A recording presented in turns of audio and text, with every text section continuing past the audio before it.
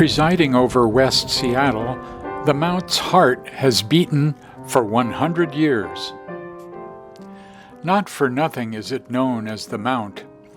Perched on one of Seattle's highest hills is Providence Mount St. Vincent Care Center. Its promontory along 35th Avenue Southwest oversees northern West Seattle and boasts a commanding view of downtown. Likewise, though its 9.3 acres are walled off from much of the surrounding streetscape, the Mount holds a reputation and presence as warm as it is lofty. Anyone who's lived long in West Seattle probably has known of an elder family member or friend among its 800 yearly rehab patients or 175 others living final chapters under skilled nursing care. Toss in 109 apartments, a 100-child daycare, 200 volunteers, and 487 staff from varying ethnicities, and you get an influential chunk of the community's foundation. That, of course, derives from longevity. The Mount building marks its centennial April 26th, with a morning to evening rededication, 100 years to the day since the first such public ceremony. Initially women-driven, the non-sectarian center took root in Catholicism long before 1924. Its founding Sisters of Providence organized in the 1830s in Montreal. In 1858, they launched the first Pacific Northwest Hospital at Fort Vancouver.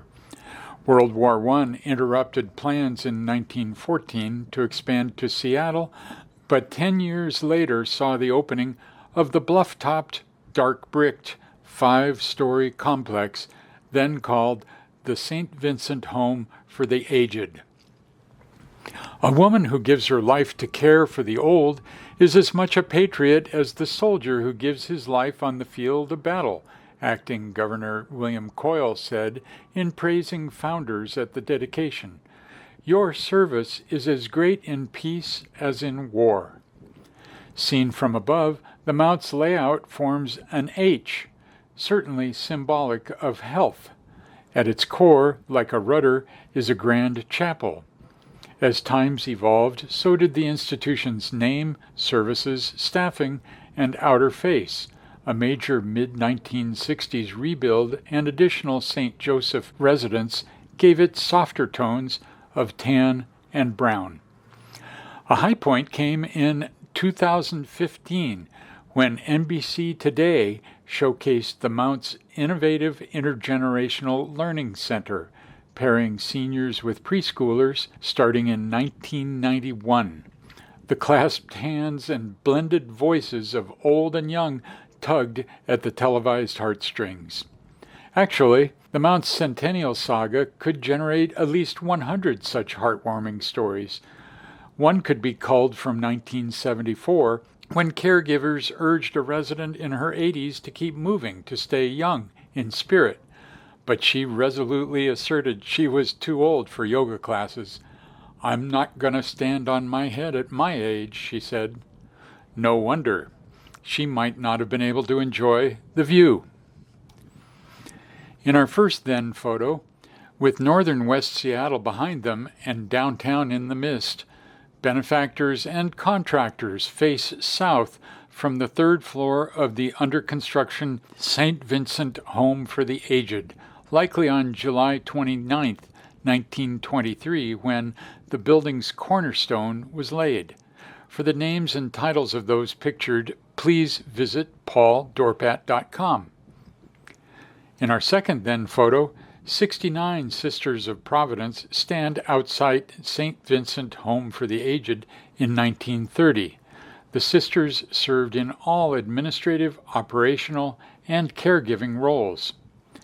In our third then photo, celebrants gather at the front, east, entrance of St. Vincent Home for the Aged on April 26, 1924. The stairway and cross were removed in a mid-1960s rebuild. Today, Backed by downtown and atop 5th-floor Providence Mount St. Vincent are supporters and leaders. The public centennial rededication on April 26th includes the opening of a 1924 time capsule at 10:30 a.m., a group hug photo and T-shirt giveaway to the first 300 participants at 12:30 p.m., multi-era music and dance starting at 1:30 p.m., and an evening outdoor movie. For the names and titles of those pictured, please visit pauldorpat.com. Also today, Providence Mount St. Vincent staff blow kisses to residents during an Appreciation Week event in July 2023. Over time, hands-on duties were transferred to lay caregivers. Also today, this southwest-facing view in December 2023 shows the H pattern of Providence Mount St. Vincent. To its right is the St. Joseph residence added in 1965. Southern West Seattle, Vashon Island, and Puget Sound are in the distance.